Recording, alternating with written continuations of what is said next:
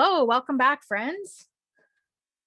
Beautiful, beautiful music that we all just witnessed tonight. So I'm really happy to bring back Jiten and Heather to the space. Hello again. There you are. There you are. Lots to unpack in this, truly.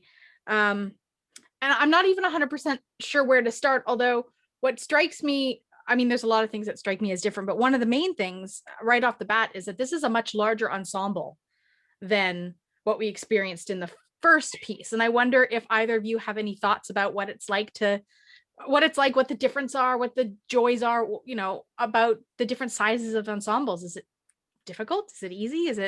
I don't know. Let's go to Heather first.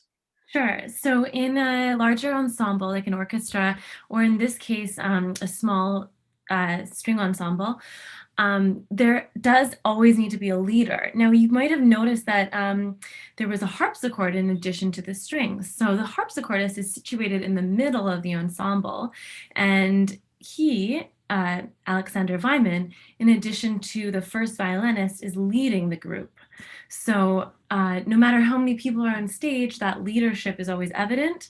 And whenever you are like a little concerned over where you are, or say, for example, you want to know that you're following the gesture that the whole group is trying to create, you know who to look to. So that always helps. Now, I wasn't actually in that ensemble, but I have played in a similar sized group many times before. So maybe, Jiten, do you want to add anything to what I just said? Yeah, Jiten, you were actually playing in this ensemble. And so also tell us what instrument you were playing. I was playing violin. So I was sort of alternating between playing the solo violin line and the violin 2 line, the second violin. And what's it like to play in an ensemble of that size? Yeah, I mean, Heather really covered like the most important point, which is that you're a little more like the bigger the group gets, the more you kind of have to follow the hierarchy of it, right? So it's like if you're playing in a section of violinists, you're going to look at the person who's leading your section, and then that person leading the section is looking at the conductor and also at other people in the ensemble. So the smaller the group, the more sort of autonomy you have to play your own line and make your own decisions about how you might want to phrase it or those sorts of things. And this is actually, there's 10 of us on stage. So that's, it's getting large enough that we want to have a conductor, but, 100-person orchestra is not uncommon. So. Okay, so now I'm going to ask another one of those questions that's going to seem, naive, but since I don't have a background in music, I think about, I have, seen many a movie where there's a conductor in the movie, but I can't tell you that I actually know what the job is of the conductor, other than to stand there and wave his wand, which is oversimplifying things. I know this. So just for my benefit, please, because I would love to, I have you in this space. What is the role of the conductor? I can start, I guess. The conductor is there to be the leader, as already mentioned. So be the point person for all the communication that is nonverbal, and to keep time. Okay, so we're all playing our own instruments, we're all reading our own music, but we aren't always able to watch at the same time. So we need somebody to really be the leader of keeping time. And so I have a pen in my hand, but the gesture is down, to the left, to the right, and up for 4 times. That's 1, 2, 3, 4, down, left, right, up. So they repeat the same gesture over and over. It depends on the counting, what the composer has written in the music. But yes, that's generally what's done. And the time signature might change throughout the piece. But as long as like one person in each section is watching that now and then, everyone's checking in with the conductor, keeping time, then everyone will stay together. Whew, okay. Jiten, anything you want to add to that? Yeah, sure. I mean, one thing to know is that in this kind of music, there's not as much of a need for a conductor because there aren't those time signature changes. That's why he's able to play the harpsichord at the same time. I mean, it's impressive no matter what. But another important role of the conductor is they're almost always the person leading rehearsals. So they end up making a lot of the decisions about what the tempo is going to be, how we're going to do some of the dynamics, right? So they're, I'd say a lot of what the conductor is doing is showing expression as much as they're keeping time, especially once we know the piece really well. Sometimes they need to be there just to keep things on the rails, but.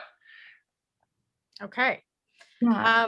Reminder to friends in our audience, if you have questions that you would like to ask of Heather or Jiten, or comments, this is an open space to ask those questions. And so I will feverishly keep my one fairly okay eye open on hands. And I see that we have a couple. So let's just, looks like Julia. Julia's got a question. I'm not surprised because Julia knows a lot about this word. Go ahead, Julia. Great. Well, I just wanted to add in regarding the whole conductor issue there, and just kind of, I believe I know that this is true. In Baroque music, that once the tempo is established in any particular movement, it pretty much stays the same, right? Which is different than, say, music that comes later in classical and romantic, etc., where there are more, say, changes of tempo within a movement or within a phrase, where things can slow down or speed up, etc., which is another key thing that you may be looking to a conductor to sort of mediate. And is that a fair thing to say? Yes, it is definitely a fair thing to say, especially with regards to the dance music that Baroque music was so often written for. Every movement has a different tempo. That being said, we are all human beings. We're not robots. And there is the tendency to derail and to change tempo, whether you speed up, slow down, somebody's not listening well, somebody's thinking about their own a lot of moving parts. Allegro. So that's where the conductor does come into play to make sure people stay together. Now that transcends all Baroque, classical, romantic periods, and it's so helpful, especially in a concert when the adrenaline is rushing. People tend to forget to speed up. Yeah, to speed up for sure. Yeah. Right, but the music is not written that way. Let's say that the music is written for a fixed tempo, mostly within a movement. Is that right? Sorry? I'm just saying that, yes, obviously nerves can happen and whatnot, but in terms of how the music is written, the composers, generally speaking, before, say, the classical era, were not speeding up in the middle or slowing down in the middle of a movement quite so much. No. Well, I want to jump in here because this is you're definitely right that those changes in tempo that became a lot more frequent in the Romantic era with a composer like Brahms or Tchaikovsky. So that was one of the things that the early music people did, is like say, well, when we're playing Handel, we should not add those things into it. But like anything, you can take it too far, right? So there's a debate about, it's true that Bach didn't say slow down here or speed up here, but maybe people did anyway because they felt like it. Right. Well, and I mean, I always sort of tend to draw connections between the art of a time and its society. And of course, when you look at the society in that era, things were much more fixed. I mean, that the kind of machine-like tempo that you hear in Baroque music, you could almost say in society, classes were much more fixed. There wasn't like a lot of upward mobility. There's a lot of downward mobility if you stepped out of line. But that is to say that, you know, the king was the king, above the king was God, below the king were the nobility, then the clergy, and then on down. And I always think of that when I listen to Baroque music, because it does very much seem like things are a bit more fixed, and there isn't quite the same movement within each piece that you might find in classical music and later. Is that fair? Yeah, I definitely think that point is accurate when it comes to tempo. but they were extremely creative when it came to dynamics, and the range and contrast is a huge part of Baroque music, making sure that the light and the dark and the like tension and then the release is all prevalent throughout. So it's not always flat when it comes to determining a character of a movement. Right. I mean, the other thing is that it's certain, like Heather was saying, it's certainly true in dance music. If we go back a little bit to like Renaissance music or early Baroque, there were tempo changes every 8 bars or something like that. Yeah. So it's like it's there's no simple answer really. Right. Okay. Thank you, Julia, for that. We've got a hand from Sharon and then a hand from Megan. So Sharon, why don't you go ahead and ask your question, register your comment. Sorry, it took me a minute to unmute. It was beautiful. Thank you so much. Could you just tell me again the names and the composers and the titles of each of the 2 pieces? Sure. So they weren't great at naming pieces in this era. So the first 2 pieces are just called Sonata in whatever key it was in. I think that I can pull the program up for you, but July. Sorry, we recorded this in July. It's been a while, and Yeah. we can make sure, Sharon, that we circulate the names of the pieces in the email. Okay, Sure. thank you. They were beautiful. Thank you. That was mine. That'll give Jiten time to Yeah, sorry, the I notes. didn't mean to make this tough. No. You can send it to me Fine. later. Thank you, but it was beautiful. I very much enjoyed it. Thank you. Oh, thanks, Sharon, for joining us.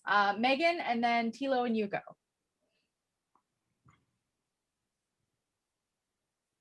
Megan, if you want to unmute yourself.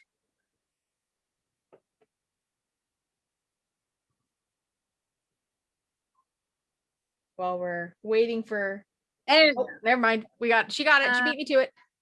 Yeah. Yes, I did. So it was in that kind of Baroque era.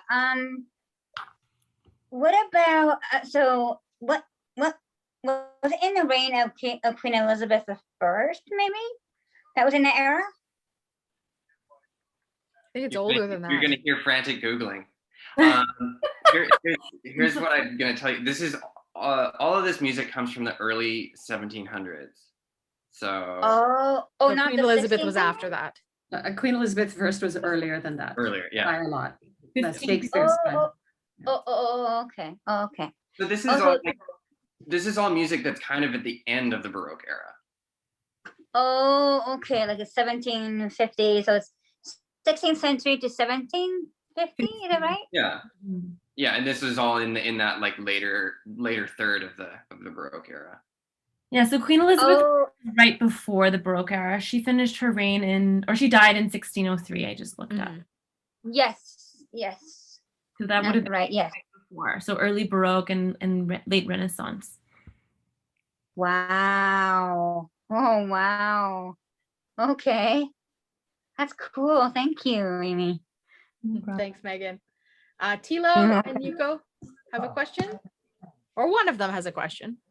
Tilo has a question. Tilo has a question. It's always a 50-50 chance. I'm wondering the lady who plays the flute instrument, That's Heather. She's with us. Heather. Yeah, I'd like to know that the mouthpiece, is it on the side or is it on top? Really good question. So many woodwind instruments are like straight down, like the oboe or the clarinet. Now with the Baroque flute, it's called the traverso because it traverses, it goes side by side. So it would be like parallel to the floor. And so you hold your hands up just like you would for a modern flute, a modern classical flute.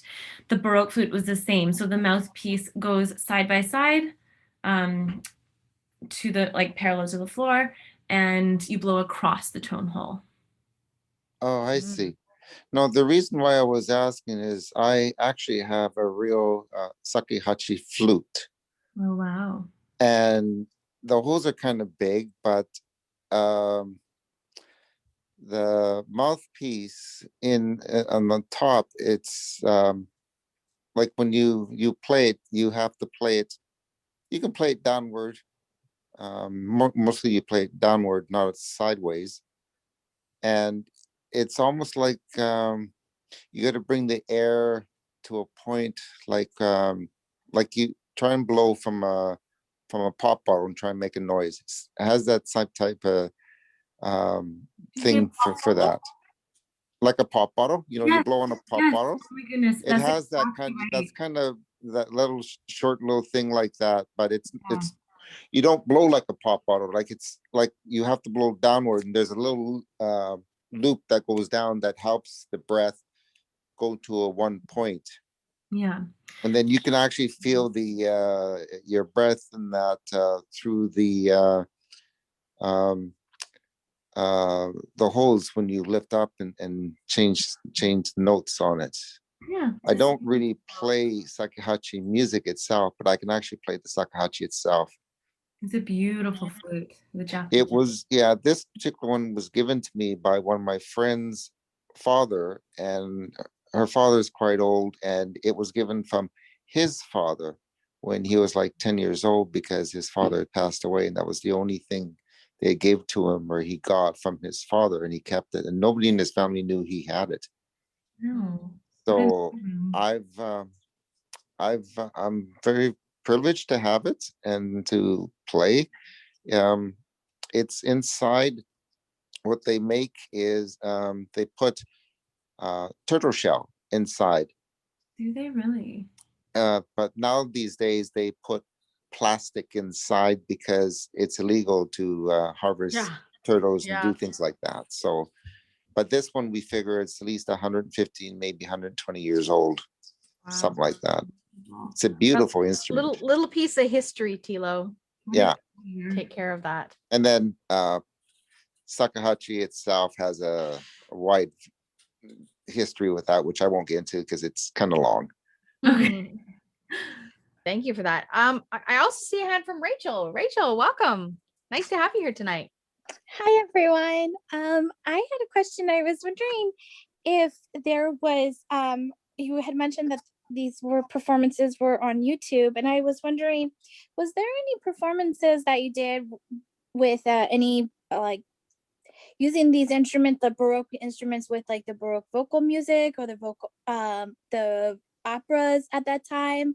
Because like I know that they sometimes do like Baroque operas with like modern instruments, but I thought it would be kind of cool to hear something with the original Baroque instruments with the vocal music and or operas. So I just was wondering if that was available, or if either of you have participated in something like that before. Thank you. Thanks, Rachel. Thank you. What say you, folks? I think that's a really insightful question. And, you know, unfortunately, when it comes to the larger ensembles, it gets really expensive. So you don't see that happening a ton with Early Music Vancouver. I mean, Pacific Baroque, the ensemble sometimes has special occasions, but with larger ensembles. But I don't think they did anything in their digital concert hall. The ones they've released over the pandemic with vocalists, although Jiten, maybe I'm wrong about that. I think there's at least one. There's at least one? Okay. Yeah, like Christina Chavo is a soloist. But you're right, yeah, it's they've scaled down quite a bit for these. Scaled down.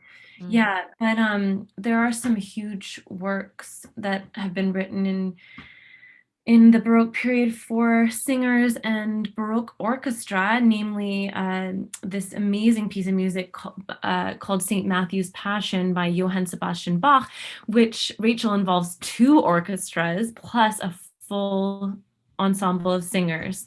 And if you're interested, I would recommend looking that up on YouTube. There's definitely examples of that, not performed and recorded by Early Music Vancouver, but with the authentic instruments. So yeah, St. Matthew's Passion is filled with beautiful solos of orchestral nature as well as singers. So that's what I would recommend. Very cool. Yeah, I'd also say that playing with singers is my absolute favorite thing to do on a Baroque instrument. And also, like, I get asked to do it a fair bit too, because there are a lot of choirs that are really interested in performance practice, like singing at Baroque pitch and that kind of stuff. So it's been nice to get some of those calls. I'm wondering about, like, do either of you have an instrument that you can't play, don't know how to play, that you really want to learn how to play? Because I just wonder about, you know, whether musicians fall in love with a specific instrument and that's their instrument for life, or whether, you know, there's this like drive to experiment with other instruments. Jiten, what do you think?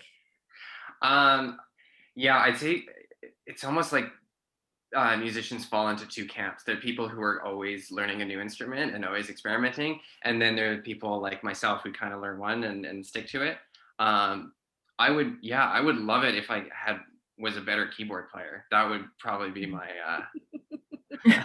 first on my list. Like I've tried to learn a little bit, but yeah. Heather? Yeah, It's hard being a beginner. That's all I can say. What's so great about the piano is you can really play so much music, and not only that, but it helps with Jiten and myself. It helps with our own understanding of our music, because if like I'm the same, I wish I could play the piano better, because then I could play the accompaniment parts, which so often are written in conjunction with the solo music that I play. For example, sonatas, concertos, there's always a piano part. And it's just nice to understand the full scope of the music. And I do play piano. In fact, last night I was trying my best to sight read and play through Debussy's Clair de Lune. But oh my gosh, it's frustrating when you know how a piece sounds and you're trying to learn, especially as an adult. So it was humbling, but never too late to learn, as I always tell my adult students. And I wonder too, you know, if there are folks from the community online tonight that use Braille music. Mm-hmm. I'm curious if you have an opportunity to share, because, you know, both Jiten and Heather, with the privilege of having sight, get to read your music like from a distance while your hands are on an instrument. And I just wonder, again, because I'm not a musician, but, you know, how somebody who uses Braille music perhaps has to learn differently because they can't necessarily read and play at the same time. So I offer that as an invite if there's anybody on the line who has experience with Braille music. In the meantime, you know, so many things to be curious about this Baroque period, and I really appreciate the sharing of this. It's quite beautiful to listen to. Jiten, do you also have a Baroque instrument that you have in your possession, like Heather was sharing earlier, a story around her flute? Yeah, so I have an instrument from UBC. I'm looking to buy my own, but they are expensive. So yeah, no, I've kept it because they haven't asked for it back yet. Maybe they will now. It's the pandemic. They don't want it back until it's sanitized. They if it can even sanitize like wood, right? Like, I don't know how you do that. Okay, so like you don't have to answer this question, because now I'm just, you know, both Heather and Jiten have both said that these instruments are expensive, and that is a very subjective word. You know, for me, $100 instrument is expensive. So what's the range? And I'm sure there's a huge range, but what would a good Baroque instrument cost roughly? Like, are you shelling out $1,000, $5,000? What are we shelling out here? For my flute, it was around $5,000 Canadian, and then you have to take into consideration the exchange rates from wherever you're buying the instrument. It differs, and so yeah, it's about upwards to $5,000, and that's a lot cheaper than a modern flute. So much cheaper, because it's made. That's cheaper than a modern flute? Oh yeah, a professional model flute in a modern model, it's $20,000 minimum. What?